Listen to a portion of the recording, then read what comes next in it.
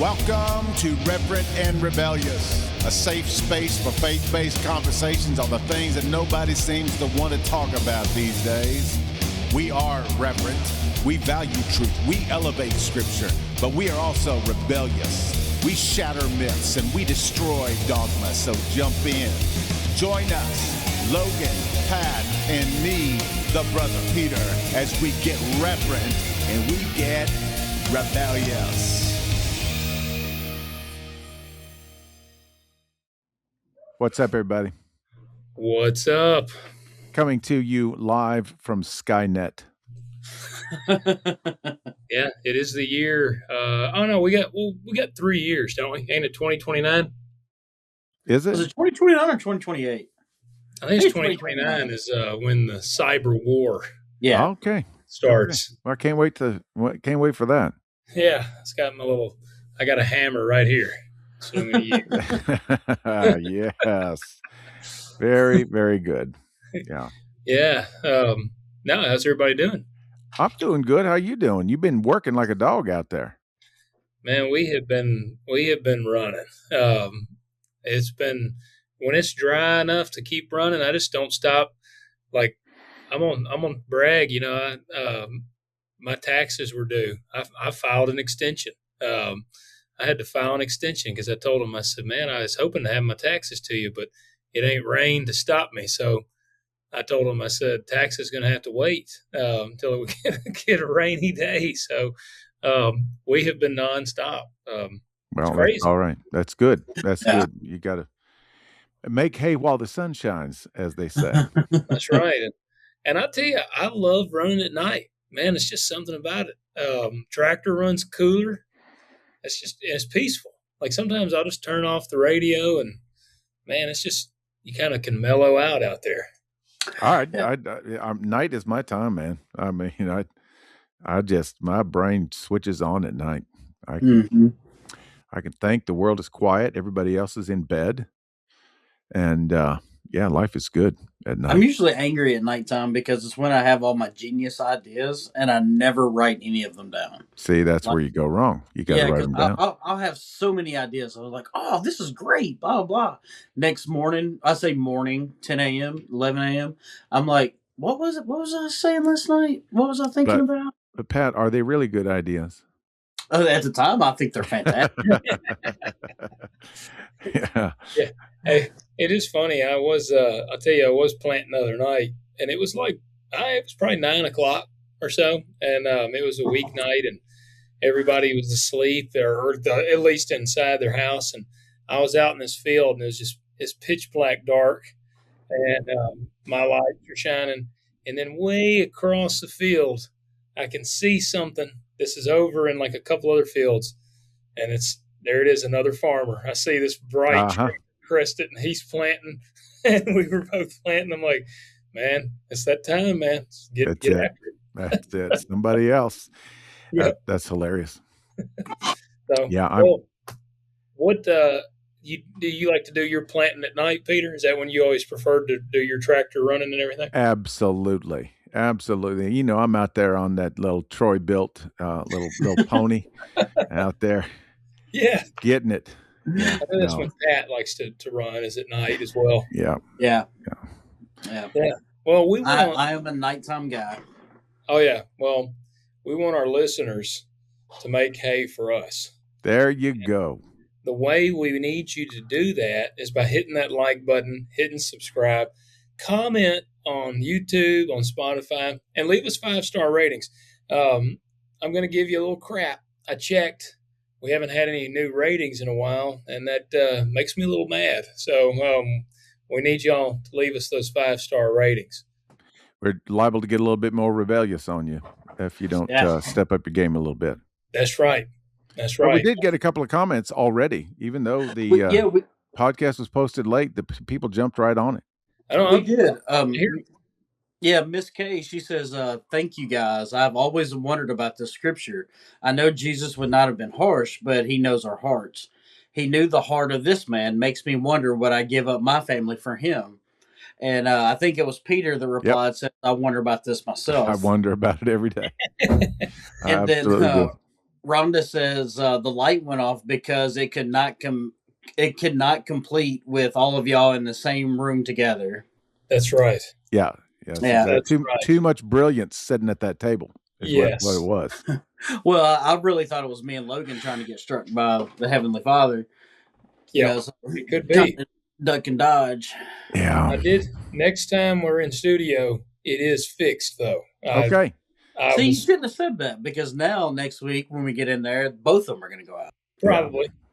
But it made me mad. I fixed it the next day. What was the problem? The little ports, nothing comes with the plug anymore. It just comes with the cord. And That's you have right. to have the port. Well, apparently those pull a lot of amps. And I was going to ask, did you have like a 2.5 amp on it? Yeah, it was way too weak, and it just couldn't keep it powered. Overheated, overpowered. It was draining so fast that it was draining even the charge. And so I tested it the other day because, like I said, it made me mad. And I put different ports on. I used my Terminator friend to determine what was going on. And sure enough, I put some bigger ports on there. Oh, yeah, they're ready to rock and roll now. There you go now. Right on. Yep, we will be glowing in the next episode. I love it. Just the reflection off of my forehead is going to be absolutely dazzling. No, this is from behind you, so you'll have a halo. Oh, yeah. Okay. Actually, it'll kind of make your hair look more prominent. So it'll actually show the 10 hairs I have on the top of my head. It will. I love that. Yes. That's crazy. Crazy. Oh man. Well, So, you got a joke for us, Peter? Of course I do. This one is going to slide right onto the edge. All right. That's the best one. I'm paying attention. So, if you're sensitive, just cover your ears right now. It's not bad. It's not terrible. It does reference a few sketchy things, but this man returns home a day early from a business trip. It's after midnight. While en route home, he asked the cabbie if he would be a witness because he suspects his wife is having an affair, and he wants to catch her in the act. So for $50, the cabbie agrees. So they arrive home. The husband and the cabbie tiptoe into the bedroom. Husband switches on the lights, yanks the blanket back, and there is his wife right in the bed with another man. And so he pulls his gun, puts it to the man's head, and the wife shouts, "Don't do it. I lied when I told you I inherited money. He paid for the Porsche I gave you. He paid for your new 25-foot Ranger fishing boat. He paid for your football season tickets. He paid for our house at the lake. He paid for your golf trip to St. Andrews and your new 4x4. He paid for our country club membership, and he even pays the monthly dues." Shaking his head from side to side, the husband lowers the gun. He looks over at the cabbie and says, "What would you do?" The cabbie replies, "I cover him up with that blanket before he catches a cold." That's good. I figured you were going to say the cabbie said he was like, "I can't say he pays me too," or something. That would be a good one. I like it. And then there's this one here that's it's just a throwaway, but it's funny. I found my husband hanging from a rope in our bedroom. On the floor was a note saying, "I can't stand the criticism anymore." I quickly cut him down, gave him CPR, and thank God he started to breathe. And as he lay in my arms, I saw his eyes slowly open, and I said, "That's not how you spell criticism."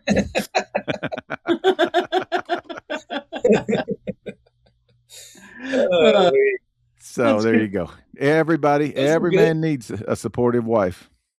That's true. You do. That is true. Yeah. Bet you do. My wife just keeps me out of the ditches, man. Whenever I'm being extra, she tells me, she's like, "No, like you need to stop. You just need to stop." And so far, I hope you've listened. So far, I have. Yeah, my wife is the voice of reason in our household. Yeah. Well, there you go. I think that's true with all of us. I was going to say, I think that's probably my case too. My wife's definitely the more grounded of the two of us. Mm-hmm. Yeah. I don't know what they do with us. I don't know what they were thinking. We know they love Jesus because they have to pray a lot. Yeah. Yeah. Well, that's what I don't know what it says of their character and judgment ability. Exactly. The character might be good, but their judgment may be a little off. Right. Yeah, that's exactly right. So this is a good segue. That's right. It is. Because it occurred to me, over the weekend, as I was kind of thinking about, okay, what are we going to talk about? What are we going to unpack and all this stuff? It occurred to me that of all the taboos and the tough verses and all the stuff, we've never talked about the subject of divorce. And divorce is a huge subject in the church. It just, it's like we know about it. We all know people who have been divorced. We all, I mean, it's sort of is swimming around in the water. But you get so many different reactions when when the church family hears that somebody's getting divorced, or if somebody comes back in and they got somebody different with them after they've been divorced. And, it's just, and then you got the whole idea of, can, if a pastor's been divorced, is he disqualified from ever being a pastor again? Because some denominations believe that. And then there's that whole big confusing thing about, if you remarry, you've committed adultery, Right. And everybody, there's some that just draw the hard line on that, and others say, well, that wasn't really exactly what it meant. And, just go back and forth. And it's just one of those uneasy subjects that nobody really talks about to each other. They just talk about it behind the scenes a little bit. Right. And or about each other. Yeah, exactly. And so I just wanted to, take the passages that we're going to deal with, and let's just get down to business with them and see exactly what the text says. Because as with a lot of things, this is what this whole podcast is about. How many times have we made assumptions, not because we've really studied the text, but because this is the tradition that was handed to us. This is the way it was preached to us. This is the way it was taught in our Sunday school classes. This is the way our parents felt about it, or their parents, or whatever. And it's like, well, let's figure out exactly what this is all about. And this is one of the hardest. This is not Jesus being apparently harsh or judgmental or whatever, like the last couple of weeks. Jesus talking about calling the woman a dog and telling the young man he couldn't go to his dad's funeral and all that kind of stuff. These are Jesus' most hard to interpret words, because you have to really pull back and understand the context of where he was speaking this, who he was speaking to, and what they would have understood when he said what he said. Because if we just look at this in English and try to understand what Jesus said in our own modern Western English context, we can get all sorts of wild ideas. And we get all sorts of wild ideas. I got some stats. You want me to read you some stats on divorce? Yeah. I thought this would be kind of interesting. So 41% of marriages end in divorce, which is actually better than I thought. It's a little bit lower than it was 5 years ago, for sure. It's actually on a pretty good decline. Of course, we know that marriages are in decline right now. Well, and that's what I kind of got to thinking. I was like, I wonder if that's just because not as many people are getting married. If nobody's getting married, then nobody's getting divorced. That's for sure. But there is a per capita breakdown. That's right. A percentage. So, that's right. Right now, and this really blew my mind.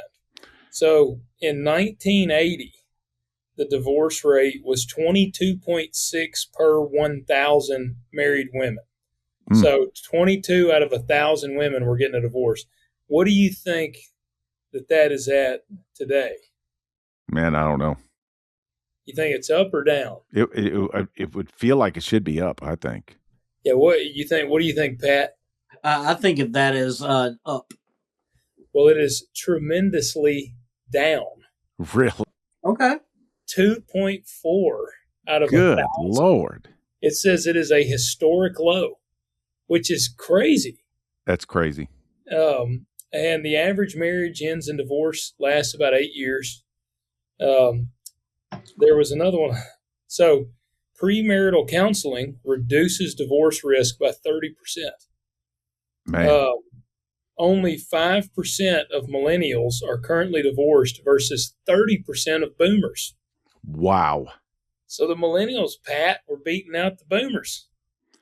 See, here's a funny thing about it is we always thought that, or we were taught to believe that the boomers were the most godly generation. Yep. They were the faithful churchgoers. They were but post COVID, it's the boomers that never came back to church. Yeah. Yeah. And also, too, statistics can be deceiving too, though, because millennials are currently the most married, but they're also currently went through prior divorces. Well, maybe that's true. But That's like most military veterans are married today, but the divorce rate for active duty military is 40%. And so, like, almost, one out of every two marriages in the military end in divorce. But So, at the same time, you can't deny that however they got there, the millennials that are married are staying married. yeah. That's kind of the biggest takeaway from that. And Yep. and of course we know Gen Z's just not marrying anybody. they're not marrying anybody. They're not having kids. They're not doing nothing. They're going like, nah. Well, and I think it's also important too that we discuss how are we defining marriage? Are we talking about someone that goes to the courthouse and signs paperwork, or people who are married under God, like do a ceremony, or Yeah. how are we defining marriage? I'm gonna say this is gonna be probably by law. Yeah, just by law. Yeah, societal law. Because even one of the things that it's citing is actually modern family law, because it's kind of cool or interesting. It gives a breakdown. It's for three. First marriage is 41% end in divorce. Second marriages, 60 to 67% end in divorce. Yeah. Third marriages, it says fail at rates over 70%. Wow. It's pretty wild. Wow. Yeah. Wow. That is really I had something. a friend one time that had been married 5 times. As far as I know, he's still married to the same woman that I knew him then. But I don't know what the rate goes to when you get up into the 5 range. I don't know. Well, see, I'm a firm believer in this because, like, I've had 2 previous marriages. When I was in the military and when I was young, like, just go to the courthouse, do the thing. But one was to a man, wasn't it, Pat? Yes, it was to your brother. But here's the thing. It's when my wife and I we have a godly marriage, and was the difference. Like, I'd never had that before. Like, we have a godly marriage, and I honestly believe, because of all the dumb stuff I do and stuff like that, I think that's the reason why it's lasted. Me and my wife just had our 10-year anniversary, and I think that's why it's lasted, is because we have a godly marriage. Well, that my buddy that I was telling you about, the woman he is married to now is a strong Christian, and that's what he was not in church or anything, and now he is a strong Christian, right? And that's what he has pretty much said the same thing. He's like, she literally whipped my butt into shape, like, yeah. So, oh, no doubt, okay, doubt. So here's the wild thing about it. Okay, so those actually are very fascinating statistics, and they're very important because it honestly may show that we are, at the very least, taking marriage itself a little more seriously. Even if we say we don't want to get married, you're taking it seriously. You're saying, you know what, I don't want to take it lightly. I don't want to just get married because I'm supposed to get married. And part of the thing too is, this is a little bit crazy, but women are much more empowered and independent these days, especially younger women, especially Gen Z women. They're not going to take any crap. And so if they're in a relationship where they're not really being treated well, they're not going to say, like in the old days, well, I need to get married, so I guess I'll just get married and put up with it and shut up and all this stuff. And they're just like, no, I don't have to. I don't have to. I'm not obligated. Yeah. And in some ways that's kind of messed up, but in other ways, it's not entirely unhealthy. Yeah, that's true. That said, I've got a wedding coming up in 2 weeks for my daughter. So you do. I was going to say, Katie's getting married May 2nd, right? May the 2nd. Yeah. So, man, it's crazy. It's the last one. last one. All of my children will be married off, and so Yeah, there you go. you've graduated fatherhood. I have. I'm way past that now. I'm here for it. I am absolutely here for it. Okay, so You're but my the hero. interesting thing about this whole thing is that one of the first places in the Gospels that we see this subject come up is in the Sermon on the Mount. We think about the Sermon on the Mount and we do not think about divorce. And Jesus, in this particular statement, is not being provoked. He's not being tested. That'll come later. But he just drops it right in there with do unto others and love your enemies and pray for those who persecute you. And he says it right here, Matthew 5:31. It has been said. This is in the whole "you've heard it said" kind of thing. So he says, it has been said, anyone who divorces his wife must give her a certificate of divorce. That's what's been said. Mm-hmm. But I tell you that anyone who divorces his wife except for, and this is the word porneia. Love that word, porneia, right? Yeah. We kind of know what that means, right? Sexual immorality. Now, interesting thing there is, sexual immorality covers a broad range, and we're going to get into that in a minute.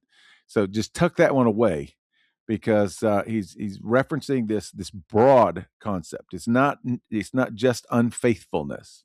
Yeah. So sexual immorality. And he is kind of making the kind of inferring that it would be sexual immorality. Divorces his wife for sexual immorality. It doesn't mean just her sexual immorality. It can also mean his. So tuck that away as well. I was going to say, so basically, she's the only one that can do sexual immorality. Yeah. It cuts both ways for sure. Now, here's the interesting thing about this is because most of our translations read makes her commit adultery. Mm-hmm. And anyone who marries a divorced woman commits adultery. But the word in there, and I'll see if I can find this. The Bible Project guys did an incredible job of tearing this apart. And I'll see if I can find it here. For what word? For the word, yeah. I'm not going to find the exact word, but if you translate it correctly, it's not commit adultery. Okay. There's a whole Greek phrase here that I'm not going to be able to pronounce. Okay. So, but basically the correct translation of that is anyone who divorces his wife except for sexual immorality makes her the victim of adultery. Mm-hmm. So that kind of changes the whole dynamic, don't you think? Yeah. Makes her the victim of adultery. Victim, that means who committed adultery? The guy.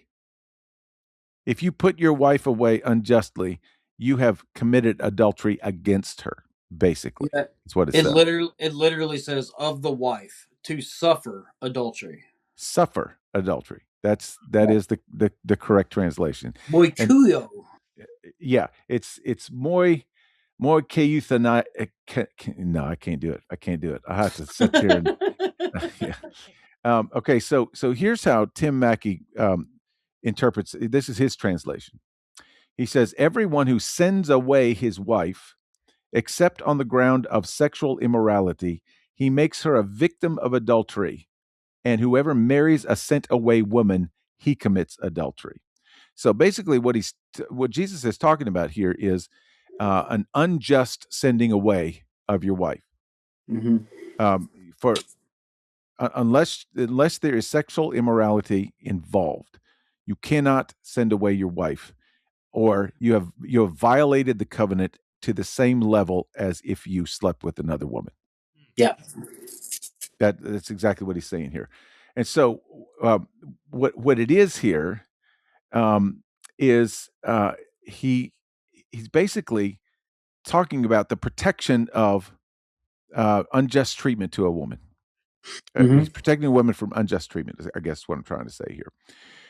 So he's not answering a question. He's making a statement. He includes the exception clause, sexual immorality.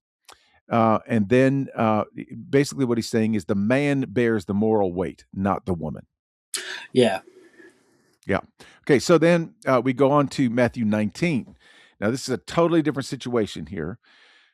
This is the Pharisees' trap. It says, Jesus finished saying all these things. He left Galilee, went into Judea to the other side of the Jordan.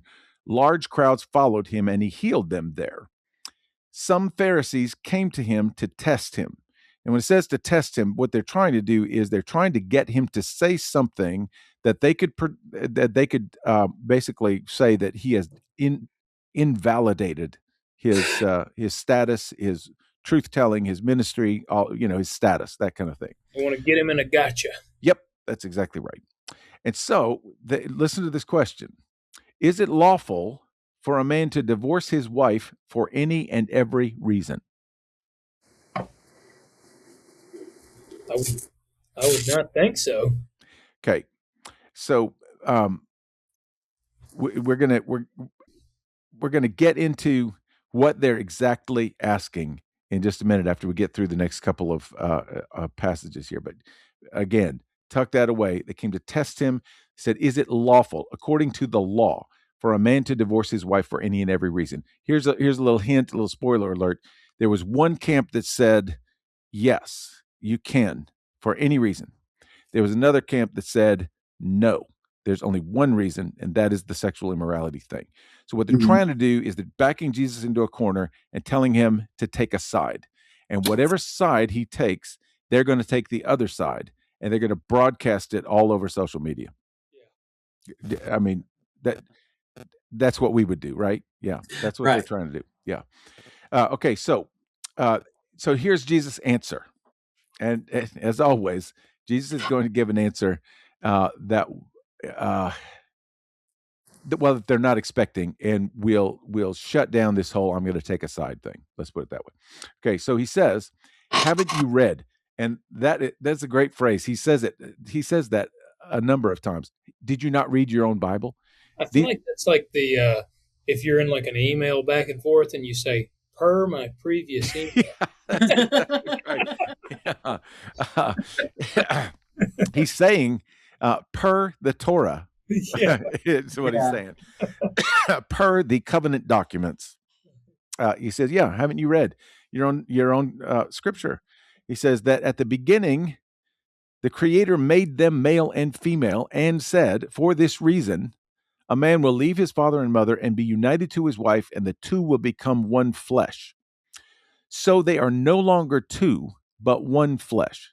Here's the key phrase right here. "Therefore, what God has joined together, let no one separate, let no man separate." Yeah. Interesting thing, because Pat, you were talking a minute ago about the difference between a courthouse marriage and a godly marriage. The courthouse marriages have a pretty high fail rate. Godly marriages, or at least marriages that have some sort of godly counseling involved with them and all this stuff. What did you say? 30% higher, Logan? 30% less risk of divorce if you have premarital counseling. Yeah. And who gives premarital counseling? It's not the. Yeah, it's in a Christian context. Yeah. You don't go to the New Age crystal woman to get premarital counseling. They don't do that. They probably just tell you to don't worry about getting married. Yeah. So he's making 2 points there. He says that's the whole idea, is that God divided the human into male and female so that they could come back together and be a whole human again. And so now they're one flesh. So what God has joined together, you're not supposed to separate.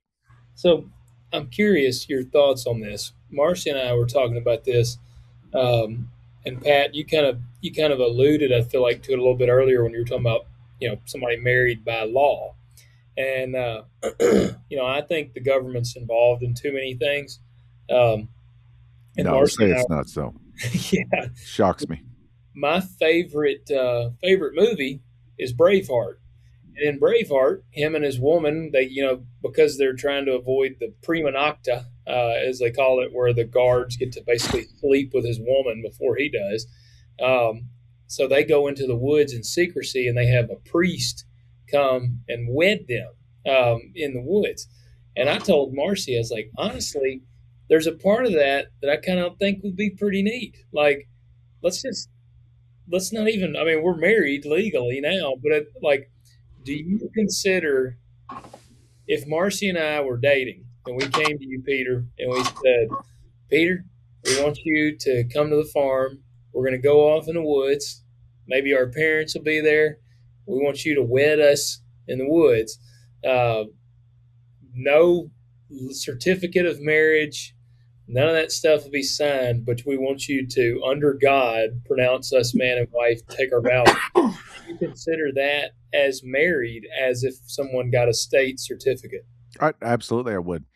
Absolutely. But here's the deal. I would counsel you to go ahead and sign the documents anyway, because that's where you get all of the legal and societal benefits. Yeah. So, you get to file jointly, you get to, all the stuff that comes with it.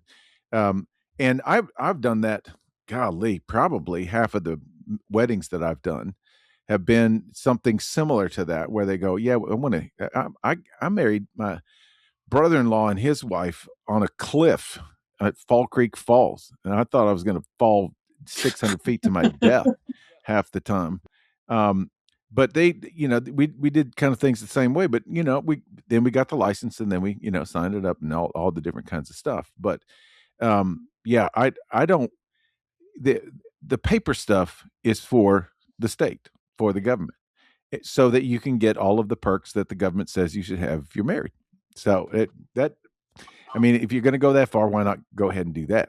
But if you wanted to, if anybody wanted to say, hey, come marry us, and I would absolutely do it. And I believe that God would bless that and honor that. And I think you're married, and I think you've made vows. I think you've made a covenant. It's a covenant between two people and God, with godly people witnessing. That's what constitutes a marriage. And this is why all of our definitions of marriage that we have come up with that don't involve that are not really marriage. That was going to be. I was just going to say that I think that's why we have so many problems with, well, can gay people get married? Can these people get married? Can these people get married? Can 5 people get married at the same time? Yeah. And I think everyone wants to change the definitions of what words means and all these things.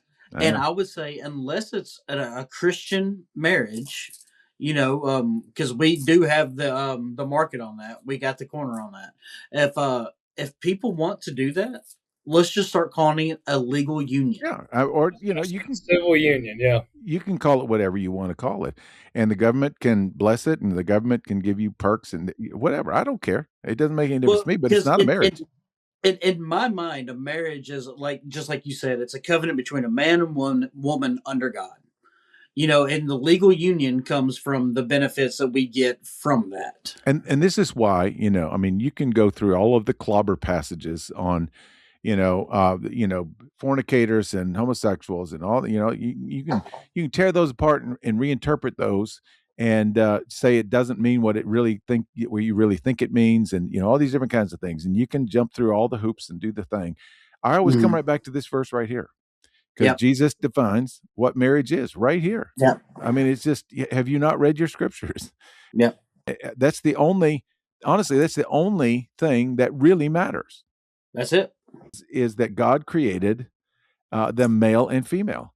I think that opposite sex are an essential part of a marriage. Yeah. And it's so funny too, because it sets the bar really low. You know what I mean? It's like, what is the requirement? The requirement is you be a dude, her be a girl. And then, well, what if you're a side sleeper? It doesn't matter. It doesn't matter. What if you're a Patriots fan? It doesn't matter. It does not. What if you bank at Fayetteville? It doesn't matter. And here's the funny thing, because I've heard so many people, so many couples say, "Oh, we have to live together because we have to find out if we're compatible."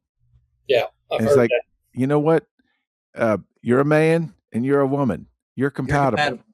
Yeah. It's going to work. Everything's going to be okay. Well, can any of us sit here and say that we're the same man that we are today since we've been married? No, your wife changes you, and you change your wife, and so forth. Yeah, it's a downgrade for her, but that's okay.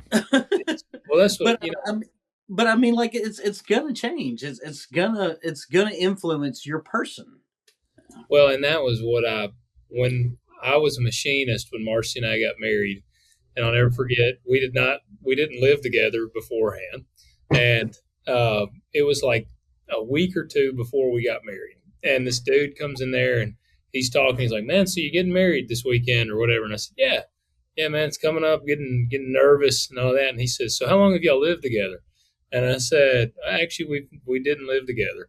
And he goes, what? And I said, yeah, man. I said, I'm old school. She's old school. So we didn't. And he goes, man, you're making a terrible mistake.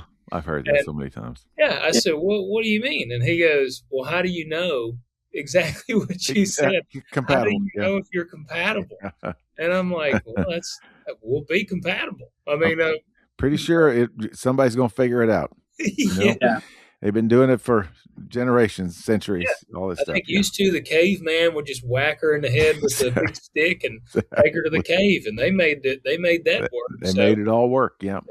But here's the funny thing about it is it gets to, therefore, what God has joined together, let no one separate. And, I've counseled couples or people who have been through divorces, and they're mortified because they think that they've just committed this terrible sin and nothing's ever going to be the same, and they can never get remarried and all this stuff. And I said, okay, when you made your wedding vows, did God join that together? No, that was a terrible mistake. So you put it together. Yeah, I did. Well, it says what God has joined together. So it's got to be that's got to be the primary factor. I agree. Then, and if God put it together, then no man should ever be able to separate it. Yeah. And of course, we know we live in a fallen world. These things happen. That's not to condemn or judge anybody, but that's the idea. That's God's perfect will for any couple. What God has joined together, let no one separate.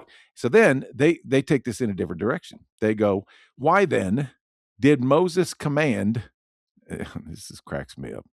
Why then did Moses command that a man give his wife a certificate of divorce and send her away? And what they're talking about is Deuteronomy 24. We'll get to that here in just a second. But basically, he's not commanding that every man get divorced. He says when you're going to put your woman away, you got to give her a certificate of divorce and send her away. And here's Jesus' reply to that. He said, Moses permitted you, did not command. He permitted you to divorce your wives because your hearts were hard. But it was not this way from the beginning. Another bomb drop. I mean, it was not that way from the beginning. And if you read between the lines here, Jesus is saying, I was there. I made the whole thing happen. And what is so funny too is because if you want to go back to the Deuteronomy reason for divorce is because of adultery. What was the punishment for adultery? It was stoning to death. Yeah, for sure. You were killed. You didn't need a certificate of divorce. No, you were did killed. not. You were dead. You got a certificate of death. But that's the thing. They're twisting the words to say that Moses command. Well, he did. He didn't command the divorce. He commanded the certificate. And he gave you a mercy option. Well, he gave the woman a mercy option, right?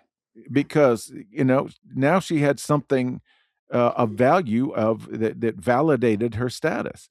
If a man kicked a woman to the curb, she was a beggar or a prostitute. That's it.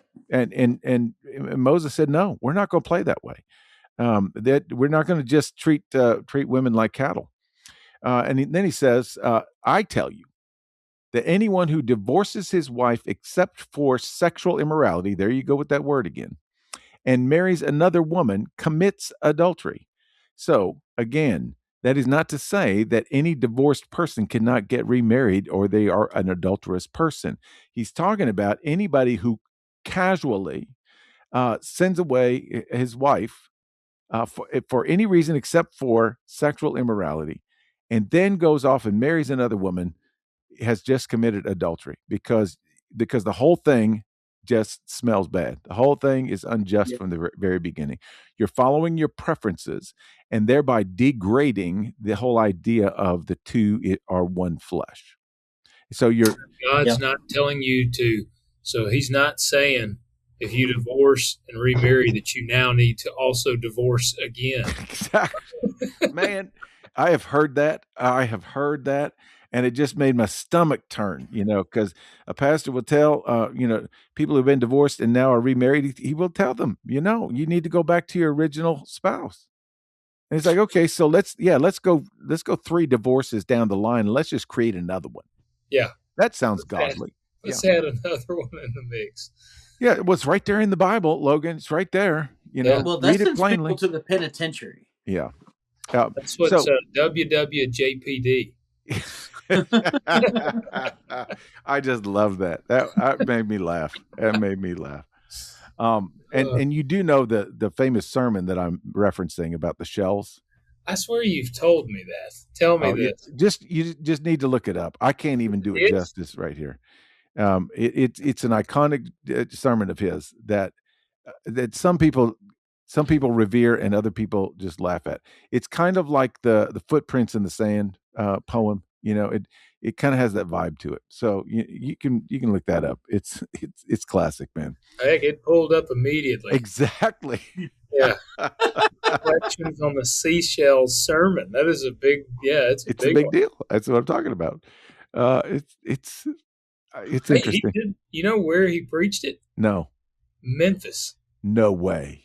It says on May 20, 2000 in Memphis, Tennessee, he preached one of the very first sermons to ever go viral on the internet. Oh my Lord, have mercy. What are the odds? What are the odds? Wow. See? Now we're famous for something else. Okay, so here's the funny thing about this whole discourse here. So the Pharisees are trapping him. And I like to think about, okay, well, what are the disciples thinking right now? They're thinking they're scared because they're scared of these religious leaders. So they're trapping him, and they know the scenario. So they're going, oh no, they've got him now. I don't know what's going to happen. And so Jesus puts together this truly brilliant. He just disarms them right and left. And the disciples now say to him, if this is the situation between a husband and wife, it is just better not to marry at all. Yeah.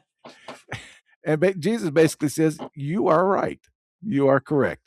Yeah. If this is the way you see marriage and divorce, the way they're seeing it right now, just don't get married.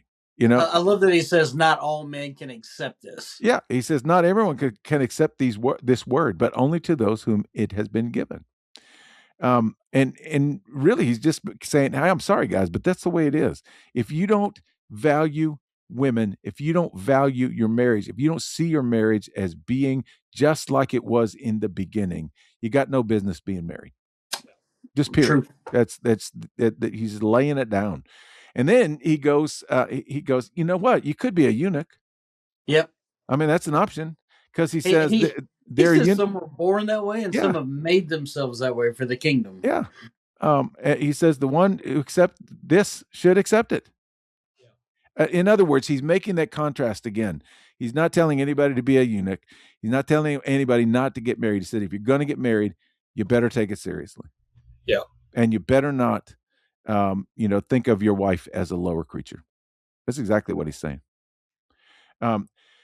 So we got through that one. We only got through 2. There's 5. Okay, so the next 2 are interesting because one's in Mark and one's in Luke. So they're basically a different kind of description of the same scenario. But you can tell, Mark is writing to a Roman audience. Luke is writing to a Gentile audience. Matthew is writing to a Jewish audience. So Matthew gets into the whole Torah thing and he's very, very carefully describes how Jesus is telling them this. Now, Mark's is a little bit different. It's a little more straightforward. Not much fleshing out. He says, Jesus left that place, went into Judea, across the Jordan. Crowds of people came to him. He taught them. Some Pharisees came and tested him. And he shortens everything down. He says, is it lawful for a man to divorce his wife? And Jesus says, what did Moses command you? He said, well, Moses permitted a man to write a certificate of divorce and send her away.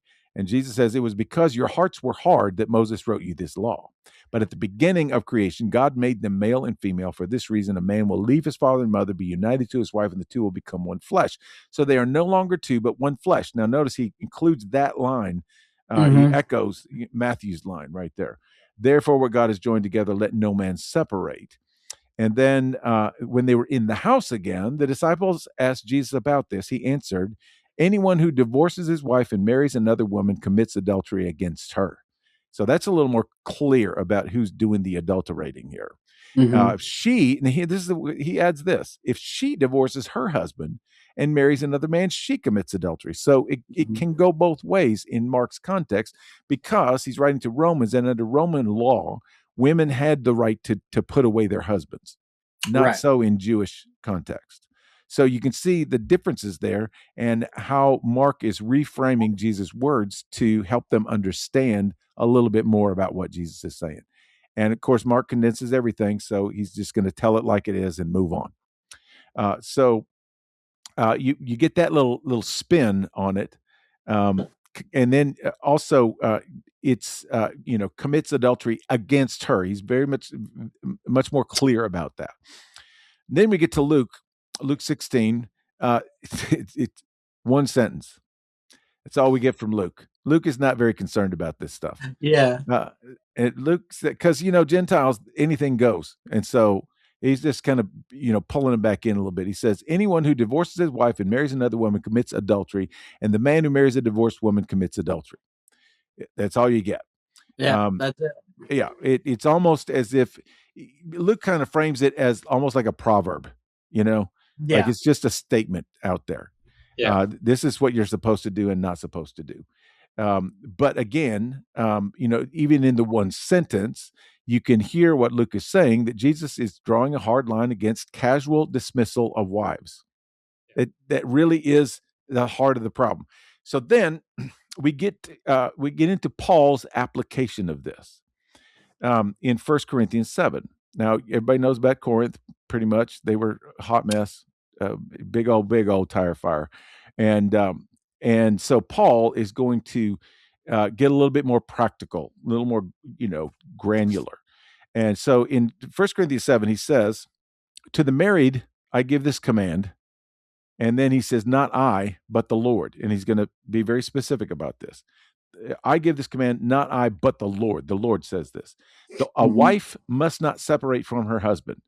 But if she does, she must remain unmarried or else be reconciled to her husband. And a husband must not divorce his wife. To the rest I say this, I, not the Lord. So he's going, okay, I'm changing hats here. This is me talking. He says, if any brother has a wife who is not a believer and she is willing to live with him, he must not divorce her. And if a woman has a husband who is not a believer and he is willing to live with her, she must not divorce him. But here's the key phrase here, but if the unbeliever leaves, let it be so. The brother or the sister is not bound in such circumstances, because God has called us to live in peace. Okay, so that's abandonment, correct? Yes. That's kind of what Paul is getting at here. Is Jesus limits the grounds for divorce only to sexual immorality. Paul says, but we've got this new situation going on here with this new thing called Christianity. And you got believers and you got unbelievers, and you got, things that, in other words, what Paul is doing is opening the door to other things that could break a covenant. In Jesus' time, you were either a Torah keeper or you were not. You were either a good Jew or you were a sinner. If you weren't a sinner, maybe you were a tax collector. You did all sorts of terrible things. You got a track record. Jesus is going to say, repent, get your life together and follow the Torah, and then follow me. But according to Torah, really, they didn't even think about, sexual immorality was the gold standard for divorce. Unless you're in this other camp. And so we're going to get into that here in a second. But basically, with these are all the passages that we have, besides the Deuteronomy 24 thing, about New Testament divorce. And you look at this, and there's a common thread through the whole thing. The theme of the whole issue of divorce is not just a marriage breaking apart. It is the way that marriages broke apart in their day. Yes, it was true that in Roman culture, women could leave their husbands, and Paul illuminates that. Don't leave your husband, and he's just telling him, I know you're doing this, and don't do this. Even if your husband's an unbeliever, that's not grounds for a divorce, unless there is a breach in the covenant. And so basically the common thread here is the careless way that marriages were handled, mostly, in fact, almost exclusively by men. So are we okay so far? Yeah, and I love the qualifiers that Paul puts on this. He talks about how sincere it is too. He goes like, "Because for you, do you know, O wife, whether you will save your husband? Do Yeah. you know, O husband, whether you will save your wife?" But here's the kicker: it's only as the Lord has assigned to each one of you, as God has called each in the manner let him walk. And so I direct in all churches. Was any man called when he was already circumcised? He is not to become uncircumcised. Yeah, Like as if he he's could. letting him know Yeah. how silly it is. Yeah, that's exactly right. And basically what he's saying, okay, so here's another common thread. And this is one of the reasons the Pharisees, approached Jesus in the way they did. And this is the reason that Paul is talking to them like he's talking to them. It's like you're trying to find some wiggle room. You're trying to find a Yeah. loophole. It's like, what can we possibly do to become divorced that's not going to make us ungodly? Yeah. And it's like, why are you even thinking like that? Well, and also too, I love that when he talks about circumcised and uncircumcised, he's talking about Jew and Gentile. For sure. Yeah. And I love the fact that he's saying, where's it at? He's saying, verse 19, circumcision is nothing. Uncircumcision is nothing. What matters is keeping the commandment of God. That's exactly right. Okay, so here we get into what's playing in the background, especially in Jesus' interaction, but also in Mark and Luke's mind, and also in Paul's mind. This was like a thing, especially in Jewish culture. There are two. And this comes all the way back from Deuteronomy 24. So from Deuteronomy 24 to the time of the New Testament, this debate had been going on between these two camps. And there were rabbis that wrote about it. There was, all of these, what do they call it? Mishra or something like that. Anyway, these commentaries. And it's all about how to interpret Deuteronomy 24:1. Logan, get Deuteronomy 24:1. Read a couple of verses in. It's quite fascinating. And then we'll look at these two camps. All right. Let's see. Deuteronomy. Yeah, DEU. 24:1. 24:1. Yeah. Yeah, I did have to put in the DE. Usually I try to put DU first. I know. I didn't say Deuteronomy. I'm like, I before you, except I'm like DOOT. Mm-hmm. Yeah. All right. Lay it on us. How far you want me to read? Just the first couple verses be plenty. All right, Deuteronomy 24:1. When a man takes a wife and marries her, and it happens that she finds no favor in his eyes because he has found some indecency in her, and he writes her a certificate of divorce and puts it in her hand and sends her out from his house, and she leaves his house and goes and becomes another man's wife. And if the latter husband turns against her and writes her a certificate of divorce and puts it in her hand and sends her out of his house, or if the latter husband dies who took her to be his wife, then her former husband who sent her away is not allowed to take her again to be his wife, since she has been defiled.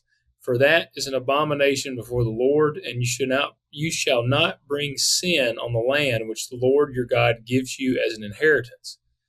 When a man takes a new wife, he shall not go out with the army, nor be charged with any duty. He shall be free at home 1 year, and shall give happiness to his wife whom he has taken. That's a long honeymoon. Yes, year long. A whole year. That's exactly right. But okay, so the key word, and it's so difficult to interpret this word, especially in English. It is really hard. It's a man could only divorce his wife for irwat dabar, something indecent. So you can imagine there's a lot of ways that you could say something indecent. So they developed two schools. There was a school of Shammai, which had a very strict interpretation of Deuteronomy 24:1. So they interpreted it only as sexual immorality. So divorce was permitted but restricted to serious moral failure. Then there was the school of Hillel. We call them liberals. Anyway, they had a very loose interpretation of Deuteronomy 24:1.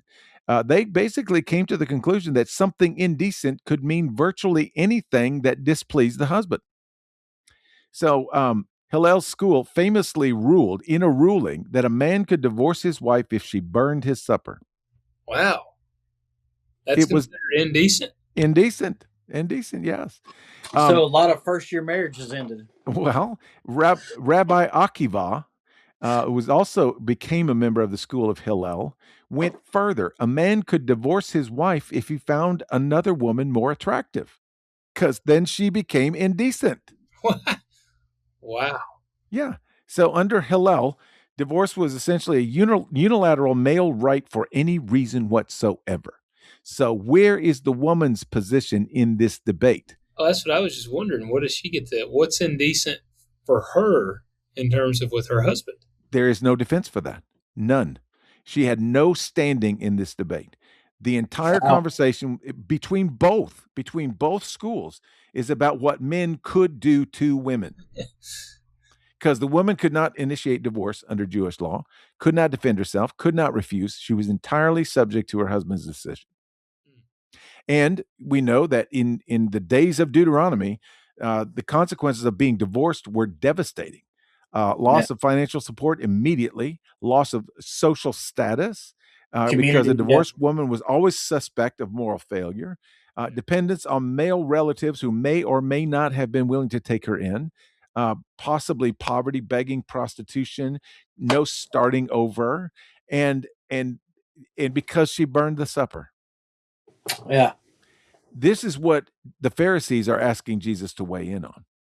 This is what Paul is sort of, again, playing in the background of his little instructive passage here, because this was a deal. This was and this is what the Pharisees were saying. Okay, Jesus, which camp do you fall into? Because again, whatever camp you fall into, we're going to take the opposite side. But here's why Jesus' response is brilliant. He goes back behind Moses himself to creation. That's what makes this whole thing brilliant, because they're going Moses, Moses, Moses, Moses, and he's going God. Yeah. And what's really funny is, out of all these legal precedences, Jesus was born into one of these legal precedences. Absolutely. Yeah. But here's the interesting thing. Why do you think the command was that the first husband could not remarry the wife? Because he already put her out once. That's it. He's not allowed to have that kind of dominance over her again. Right. It's a total protection of the woman. That's what Moses is getting at. He said, first of all, he already kicked her out once. You're not going to kick her to the curb. You're going to give her a certificate. And if she marries again, then more power to her. But then if she gets divorced again, you can't come back around and say, no, you're still my property. Right. It's not going to work that way. We are going to give dignity and an option or two to these women. Yeah. Yep. So Jesus reframes marriage in the creation context as a covenant of mutual self-giving, as a completion of the human unit, not a male property arrangement. And then he says, what God has joined, no human legal mechanism should ever sever for any kind of trivial reason. And he includes sexual immorality, because that is a covenant breaker. That is absolutely a covenant breaker.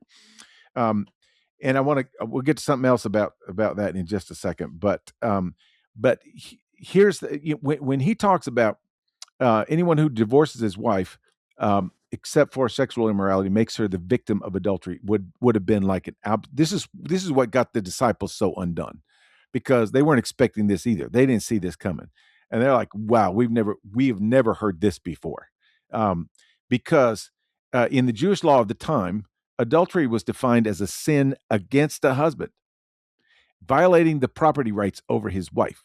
So the women just or I guess so back then the men could not commit adultery. No, they could not.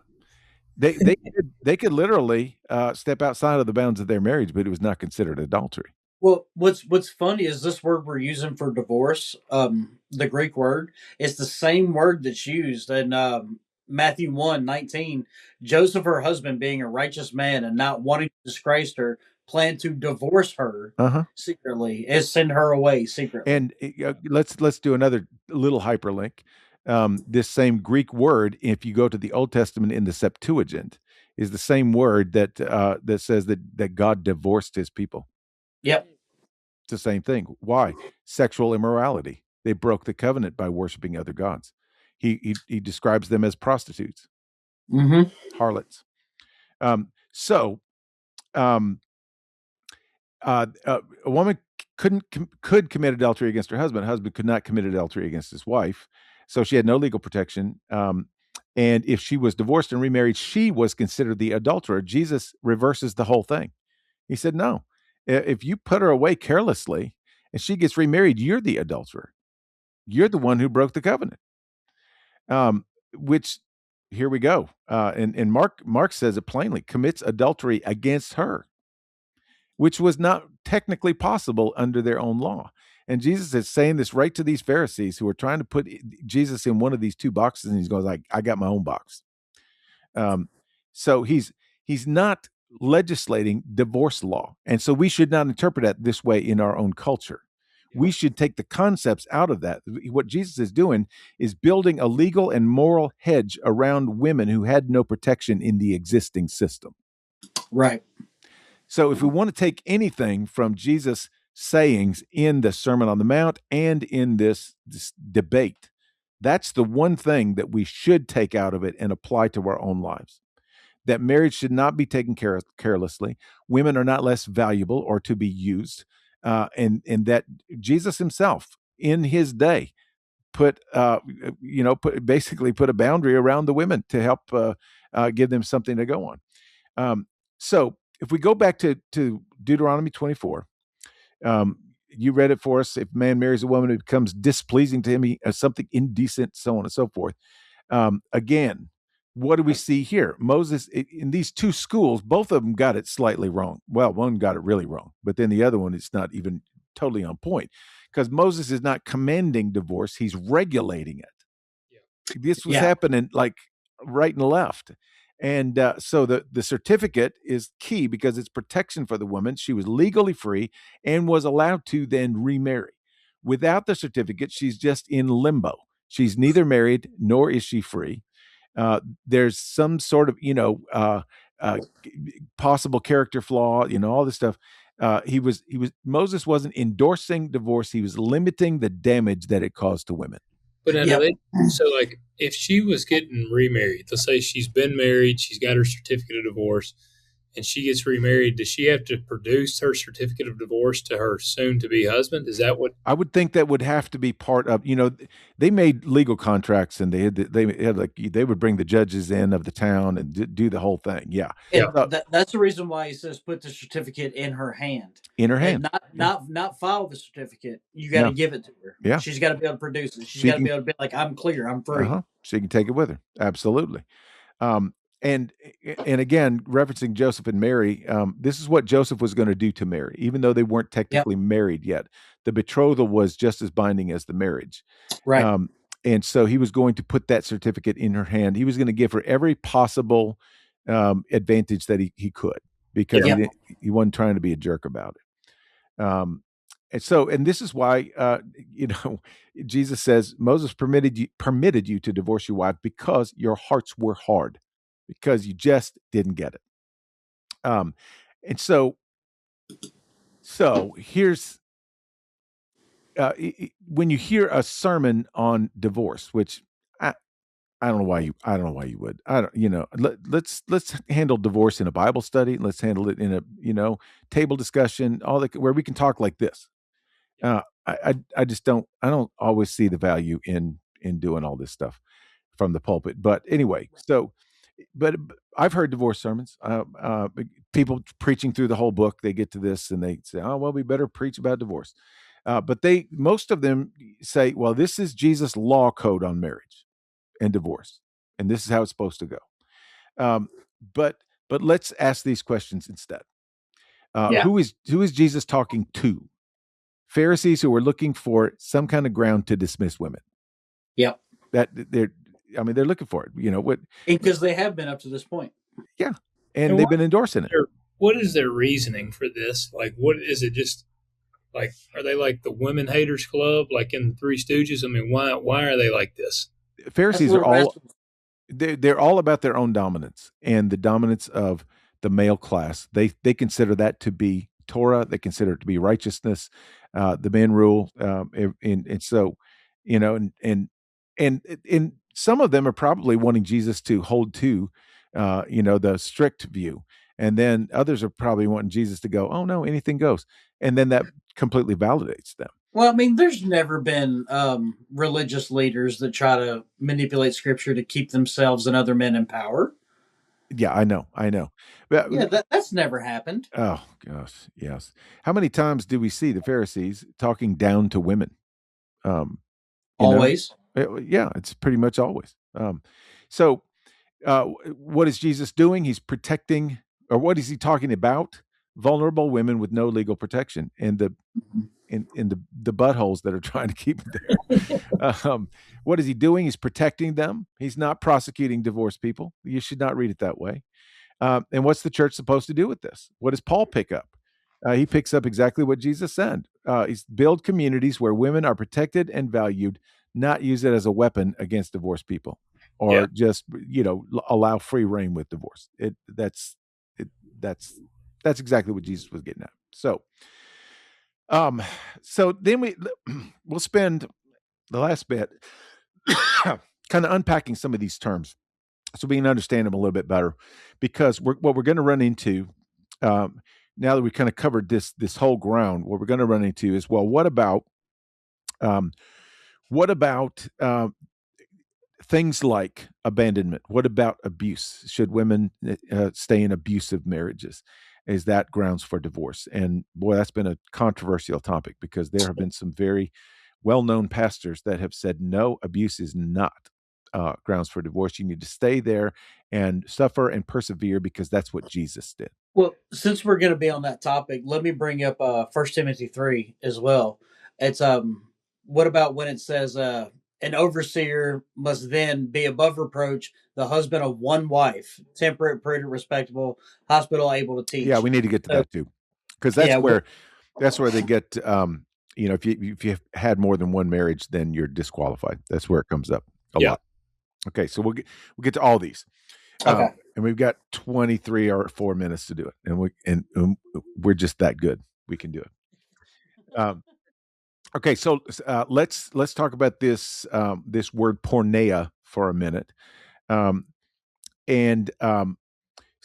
porneia is a broad Greek word. It can mean just sexual immorality generally, just anything that is outside, of godly sexual practices. It does not specifically mean adultery. Adultery could be included in it, but there is a different word. Moikeia is the specific word for adultery. And so if it was only adultery, in fact, Jesus used the word in the next sentence for adultery. So yoga pants are porneia. That's exactly right. Yes, everybody knows that. Premarital unchastity discovered after marriage is included in this definition. Premarital unchastity. If you had sex with somebody else before you got married to the person you're with right now, and they find out about it, then that is considered porneia. Also, incestuous marriage, which is why Paul is talking about this in 1 Corinthians, because that was relevant in pagan Gentile context. So why this matters is if porneia means adultery specifically, then the exception is very narrow. Only sexual betrayal on one party or another allows divorce. But if it means sexual immorality broadly, then it opens up more ground. So let's think about then if it means sexual immorality broadly. Well, how does Jesus define sexual morality? The two become flesh and they become one. Okay. So realistically, anything that would break that oneness becomes the violation, becomes, so in other words, I would say that if a husband is physically abusing his wife, I would put that under the category of sexual immorality, because that is a violation of the oneness. You can't do that and become one. And so you have done the same thing. Same thing with abandonment. If you just leave your wife and kids, just, that's it. What are you supposed to do? No, that's the violation. You've severed the tie. Would you all agree with that? Absolutely, for sure. Yeah. But in modern society, it'd be called a deadbeat. Yes. And that's the interesting thing about this covenant thing, because, okay, so we have this rampant problem in our society of people not getting married yet having lots of children.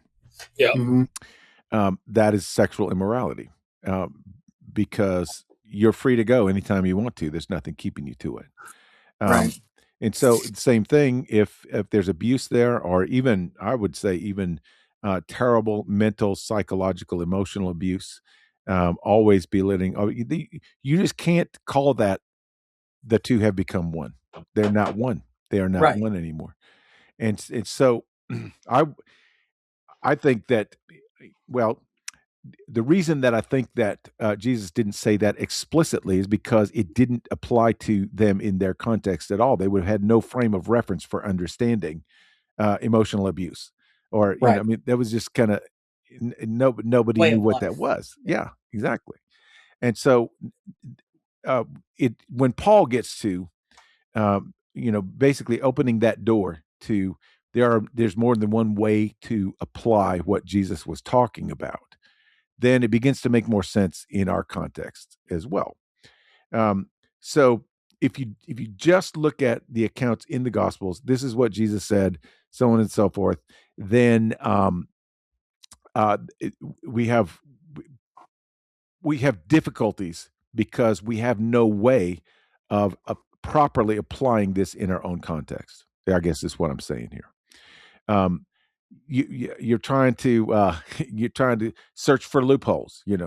Well, my husband beats me every night. Well, Jesus didn't say that. He didn't talk about it.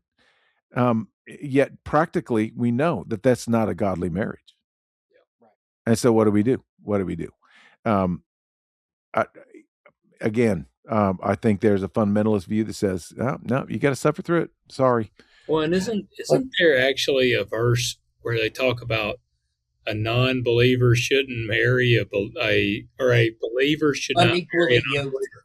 Yeah, unequally yoked. Yeah, and boy, there's a lot more about unequally yoked than just your religion as well.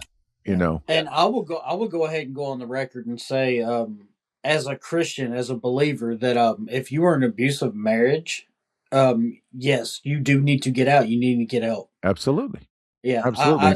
I believe Jesus would feel the exact same way with that. Well, and we talked about this in a couple of other contexts as well, in some of our other sort of relationship podcasts.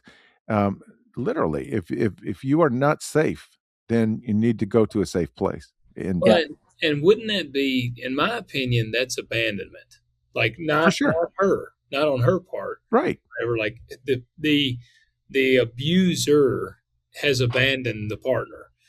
Sure, it's abandoned their dignity. It's abandoned their safety, their protection, the whole nine.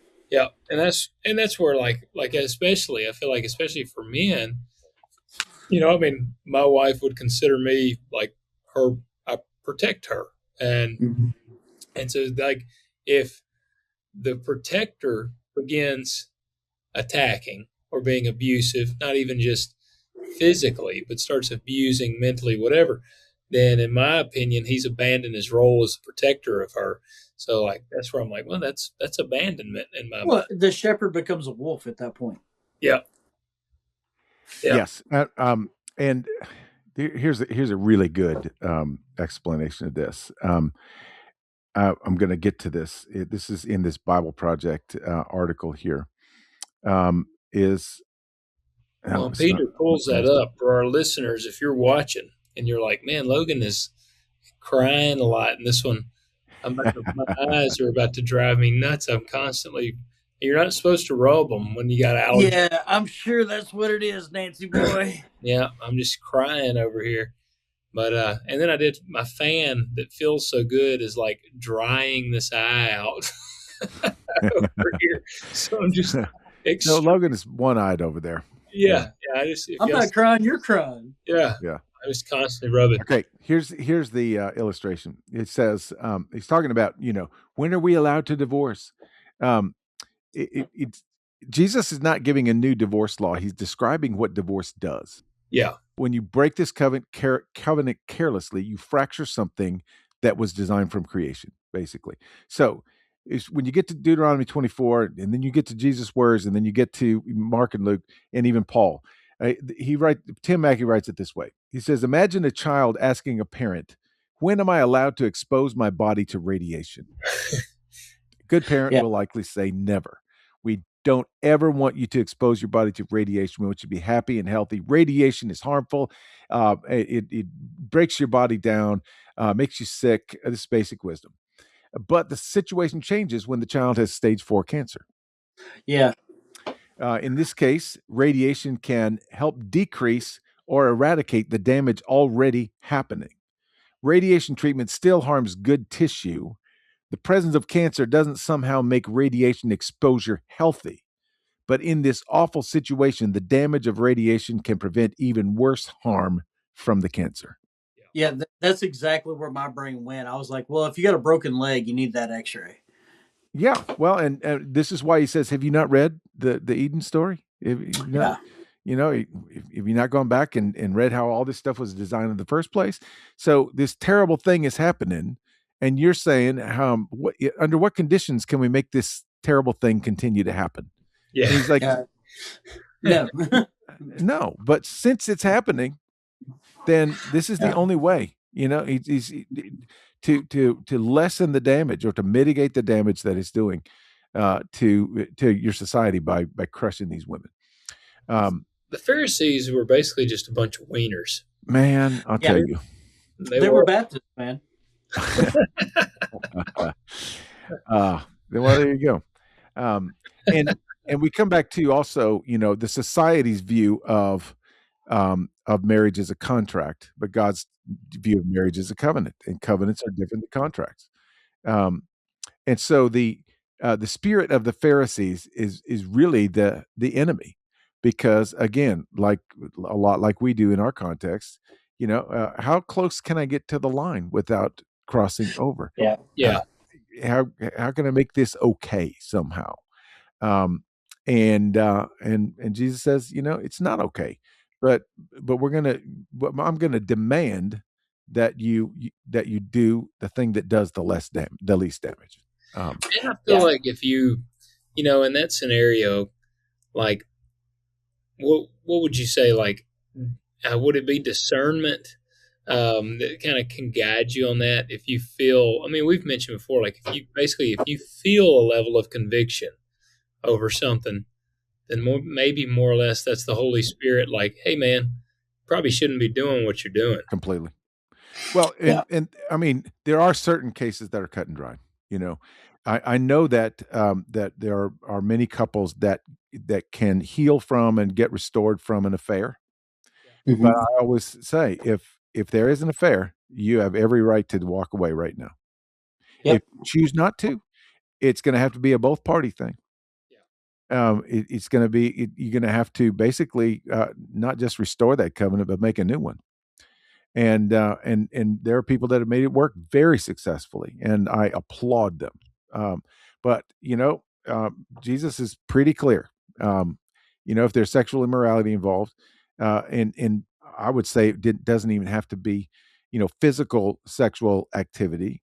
I think that there are, certain kinds of addictions that could completely Sure. destroy emotional affairs. Shall we say AI chatbot affairs? I think we have to start including that at this point.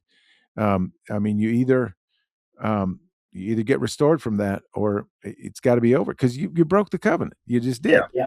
I mean, it's over. So, Well, and I think you have to be, one of the things that I've always kind of thought about is like you have to be intentionally guarding your marriage. Because absolutely, I'm also a believer that if you go looking for trouble, you can find it. oh my gosh, For yes. sure. Mhm. And that's what, like, I feel like a lot of us probably know the people that they kind of test the waters. And I had a friend of mine, actually, he had an affair, and we were talking, me and him were good friends, and he just told me, he said, man, I never set out to have an affair. Right. Like, Yeah. I mean, and his marriage fell apart, and they got a divorce, and I mean, and he hated it when everything was falling to pieces. Yeah. He was like, I would give anything if I could go back and take back what I did. But he was like, man, I never had intentions of this happening. Like, and so that's why I'm like, man, you got to be intentional. You have to intentionally guard your marriage. Man, it is so true. And you can recover. There's no doubt about it. There's mercy, there's grace, everything. So let's finish up here with a couple of shall we say FAQ, frequently asked questions about these very difficult passages as we pick through them. And one of the biggest ones is, if I'm divorced and remarried, am I living in permanent adultery? That's a big deal. Yes. Yes, you are. And I know people that believe that. Permanent adultery. That term, even in and of itself, it really doesn't make sense if you think about it. Permanent adultery? Yeah, adultery is an act. Yeah. Right. I mean, it might be a pattern, but it's still a series of actions. Yeah. So permanent, like I'm in marriage hell. Jesus is, again, describing what divorce does. It fractures a covenant, creates moral consequences. It is not permanent condemnation. Now, here's some evidence of that, and I love this. God says in Jeremiah 3:8, I gave faithless Israel her certificate of divorce, yet he relentlessly pursues restoration. Yep. Think about Jesus with the woman at the well.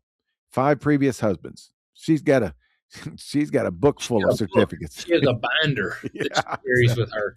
Here's my certificate binder. Yes. And she gets a bad rap because people act like she actually had some agency in this whole deal. Right. She could have had 5 husbands die. She could have had 5 husbands. She might have burned 5 husbands' supper. Yeah. But he offers her living water and commissions her to preach the gospel. How about that? What does Jesus answer to the woman caught in the act of adultery? Go and sin no more. He says, neither do I condemn you. Yeah. So come on now. Let's be real about this stuff here. Yeah. Okay. Then the other one we just touched on for a minute. Should I stay in my marriage no matter what? And I think we pretty well dealt with that. Moses' certificate of divorce was a protection for the vulnerable, not an endorsement of harm. Mm-hmm. Not endorsing harm. He's not addressing certain situations because those situations didn't exist in their time. It's not that Jesus doesn't know about them. He knows about them. He just, anyway. No, staying in a dangerous marriage is not faithfulness to a covenant. It is submission to the violation of a covenant. That's right. Everybody needs to hear that. That's very true. Yeah. And then this question says, why does Matthew have an exception clause and Mark and Luke don't? And we kind of went to that too. It's the audience and the purpose of including those statements. Matthew, Jewish, Mark, Roman, Luke, Gentile. And so it's just different angles on the same teaching written to an audience that would have understood them better that way. That's all it is. It's why we have 3. That's why they are all part of our Bible, so we can look at all of them. And also too, as far as like if I've been married and divorced, can I be in leadership in the church? What I was talking earlier about 1 Timothy 3. And I think it's funny, now that I'm looking at this in hindsight, it's funny that Paul puts this together, because Paul says, you must be a husband of one wife. He's talking about polygamy, by the way.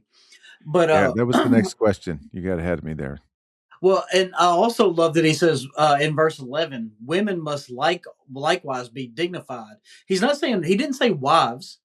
He said women, because women can be ordained as deacons and overseers. Yes, Because he's not talking about wives here. He says women must that's right. likewise be dignified, That's right. and blah blah blah. He gives an Right. exception for women to And be. okay, so let's go to this question and unpack it all the way. Can divorced people serve in leadership in the church? Okay, so this is the husband of one wife thing. Also, the correct reading of that phrase is a one woman man. Yeah. Mias gynakos andra. So one woman man. But also, if you read people like Philip Payne and some of these other authors that are unpacking a lot of this stuff, it really can be a generic gender thing. So a spouse of one spouse. Yep. And it specifically means one spouse at a time. Yeah, no polygamy. Yeah. And so see, this is where we get into silliness, because I know people to this day. They're dedicated, and they've decided that leadership in the church is only for men, all the stuff like that. Okay, so you got to have a husband of one wife as an elder, an overseer. What does that do to the young single man? That's right. So see, that was going to be my point. So if you're single, you just can't. So your wife dies, and Jesus talks about you got to step down. So Paul could not be an overseer or an elder. I was just about to ask, wasn't Paul single? Yeah, he was single. Yeah. Excuse me, Jesus was single. He couldn't be an elder. There you go. Yeah. Well, sorry, Jesus, you're not qualified. Not qualified to be an elder in our church. No, and that's the whole thing. Is Paul? Yes, Paul is using the language of their day, but Paul always uses inclusive language. In fact, most of the modern translations have corrected this. Every time almost every time he says brother, and he's speaking to all the brothers and sisters. It's brothers and sisters. It's everybody. There's women in the room. He's speaking to all of them. I can make it Tipton County. It's y'all. Well, of course it is. That's exactly. I use that way all the time when I'm preaching through Paul. All y'all. It's everybody in the room. This it is a it really is a call to marital faithfulness and integrity. Mm-hmm. In other words, he's not outlawing single people from being elders and overseers. We're not even sure. We don't even know if Timothy was married, and he was overseer of a number of churches. We're not sure about Titus. It's things like that. It's like we get into this silliness, like we're being faithful to Scripture by reading it at face value. Well, matter of fact, Paul even makes a point to address the fact that since he's not married, that he should still be treated as an apostle. And he also says it's better for you not to be married. Like be like me. You can dedicate all your time to the gospel. But we don't want your passions to burn and go off in the wrong direction. So if that's your vibe, then you ought to get married and then stay married and take it seriously. And I don't know why we. Yeah. And I'll tell you, that's something that we don't think about a lot, or I don't think we take seriously enough, is some people might actually be called to singleness. And completely. And that's something that, in the scale or the plan of life, you're in high school, yeah, you're ready to graduate high school. Everybody says, well, what you gonna do next? Where are you gonna go to school, or what are you gonna do? And you're like, well, I'm gonna do that. So then you either go to college, you go to tech school, you get a job. All right, well, you got a girlfriend. Get a girlfriend. All right, when are you getting married? When are you having kids? And it's like, everybody kind of has this plan. And it's like, well, maybe this person's actually called to be single.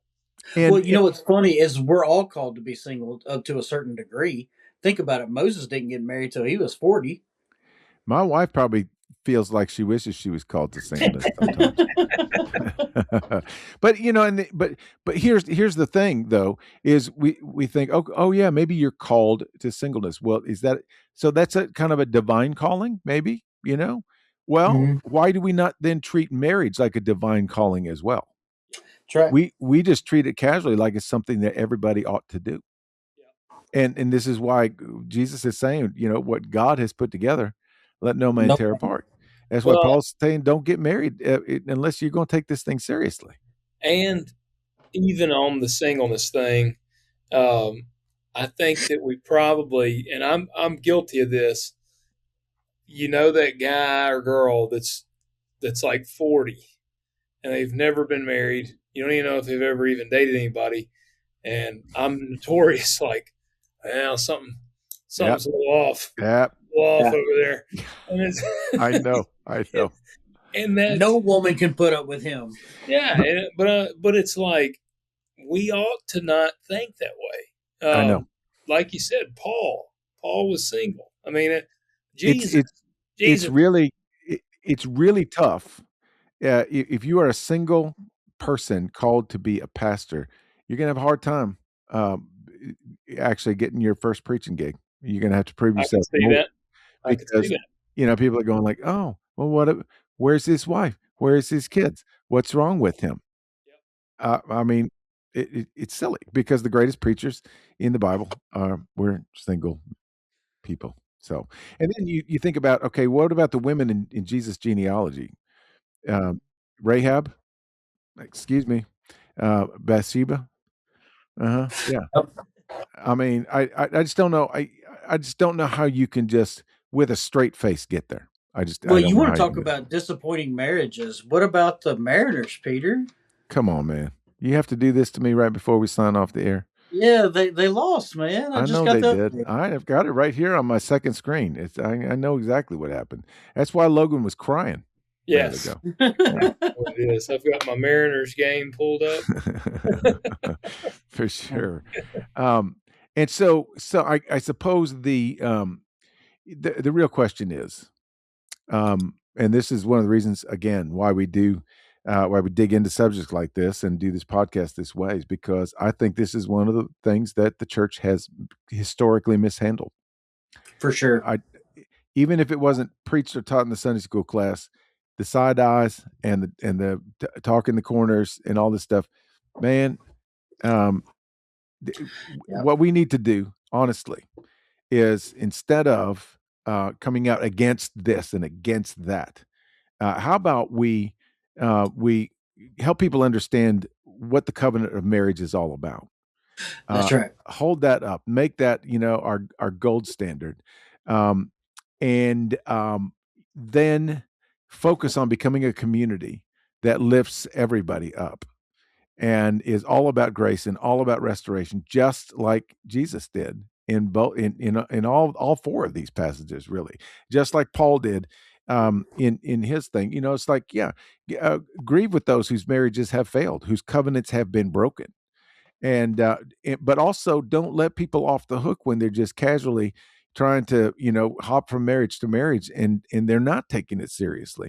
We need to have that culture in our community that says, no, if you're single, take it seriously. If you're going to get married, take it seriously. It's all a calling. I had never. I'll tell you a wild conversation I had one time, and it just blew me away. So there was a dude that we were working together, and him and his wife, and he had been married, I think, 2 previous times, and they were getting into it. And he was on the phone. He got off the phone, and me and him were talking. And I said, "Dang!" And he said, "Yeah, man, I'm not gonna put up with this much longer." And he goes, "I've jumped shipped once before already. I'll do it again." See, there you go. I was just like, "Good grief, man!" Sure enough, he did jump ship. But see, here's the deal, and see, we do it the opposite way than in Jesus' time. The men don't send their women away; they send themselves away. Yes, yeah, and it's just as bad. It's no better in any other way. And there you go. Not taking it seriously. You're not treating it like a covenant. The covenant was never made to begin with. No, if you're that, and that's kind of what my brain was thinking. If you even have the thought of, well, I've jumped ship once before, I'll do it again.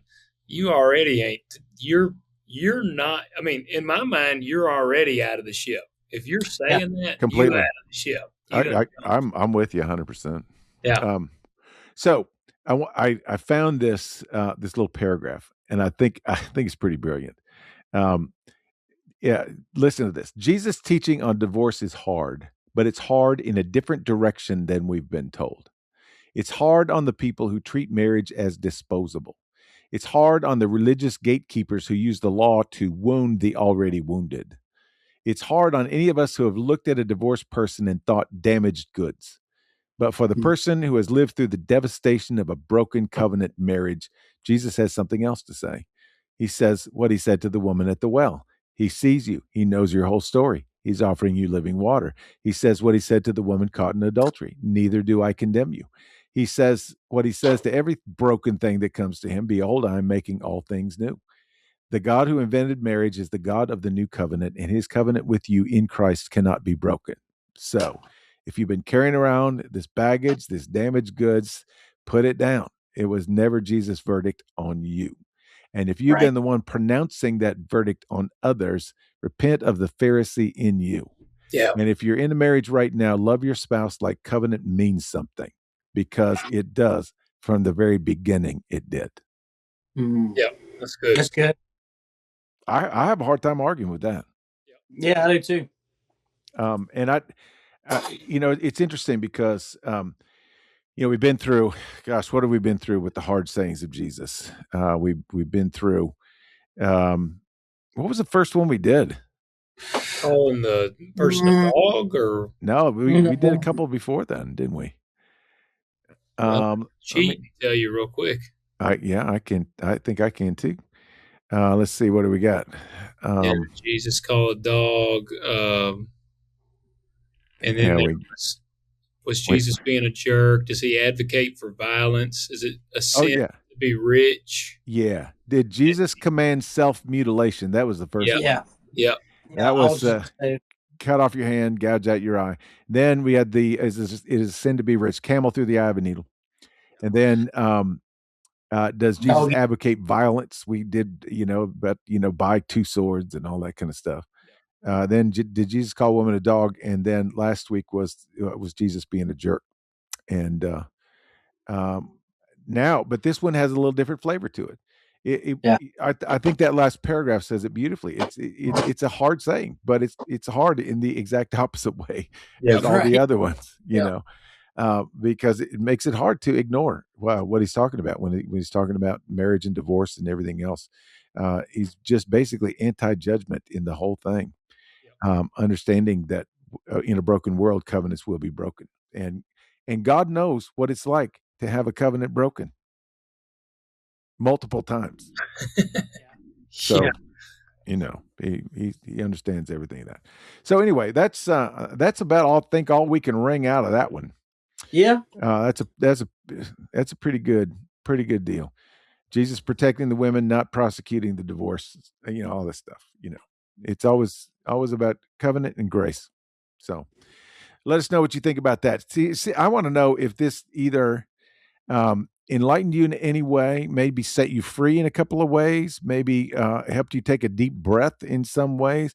Maybe you were just wrestling with this, trying to hold a biblical view of it and having a hard time with, kind of feeling a little bit judgmental. I mean, let us know all that stuff, because this is important feedback. We want to know, how this lands with you, because I think I do think we've kind of mishandled that, just kind of a lot like the people in Jesus was talking to have done it. So, or did we make you mad? Well, maybe we made you mad, but maybe you. Well, I don't know. We're here to make a number of people mad, and that's okay. That's okay, because we want to dig into the text and see what it really says, and not hold on to all that dogma baggage. And that stuff needs to go. Everybody needs to be free indeed. Agreed. Agreed. Guys, yeah, we do ask you comment to us, leave us ratings and reviews, share this with your friends. Do it. Yep. Love you. See you.